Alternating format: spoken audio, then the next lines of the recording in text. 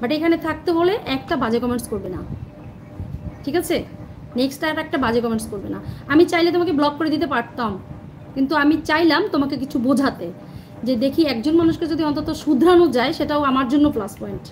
তোমার জন্য plus point কিনা, তুমি ভালো হবে কিনা সেটা আমি জানি না, কিন্তু আমার জন্য প্লাস পয়েন্ট অন্তত যদি আমি একজনকে পৃথিবীতে ভালো করতে পারি, তোমার মতো ব্যাড মানুষকে, জঙ্গলি জানোয়ার উঠে আসছো, ক্যারেক্টারকে অন্য জায়গায় এসে বুঝাও যে আমি এই ক্যারেক্টারের মানুষ।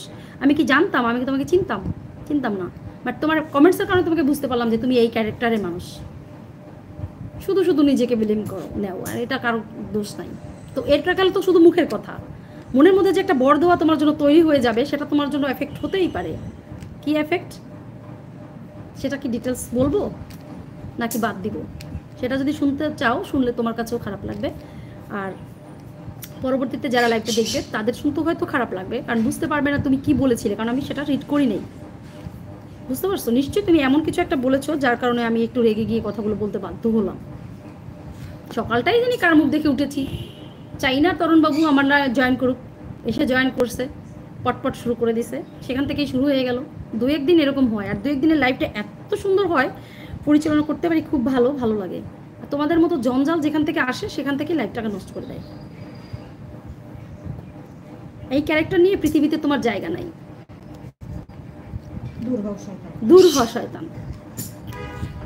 সুরাও মনে করে দিছে আমারে, দূর হ শয়তান, এই পৃথিবীতে তোমার জায়গা নাই, আমার লাইফে তো নাই, গেট আউট।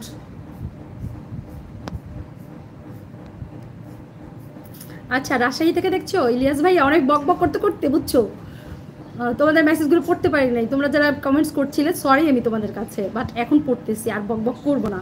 ওই কিছু জঞ্জালদেরকে কিছু বুঝাইতে হয়।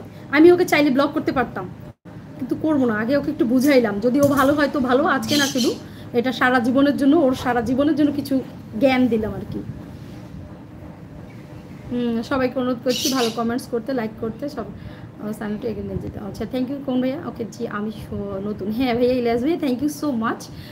তো লুবনা আপুর সাথে থেকে জাস্ট সাবস্ক্রাইব করে লাইকটা ডান করে দাও, ঠিক আছে? ভালো লাগলে অবশ্যই শেয়ার করে দেবে, নিজের টাইমলাইনে রাখতে পারো।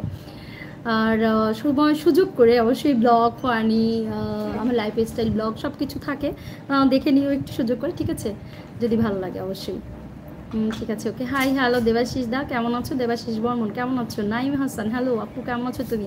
এই তো ভাইয়া আমি ভালো আছি। নাইম ভাইয়া তুমি কেমন আছো? দেবাশিস বর্মন কেমন আছো? আমি ভালো আছি ভাই, তুমি কেমন আছো? শুধরে গেছো? বাহ, ভেরি গুড। তুমি কোথা থেকে দেখছো এখন তো একটু বলো দেখি, তুমি কোন দেশের ছেলে গো? কমু বাকিটা লেখো উড়া ধুরা, এরকম করে আর লিখো না ভাই। মানুষের থেকে শুধু শুধু কষ্ট দিয়ে কষ্ট নিও না, নিজের জন্য ব্যাড আয় করো না।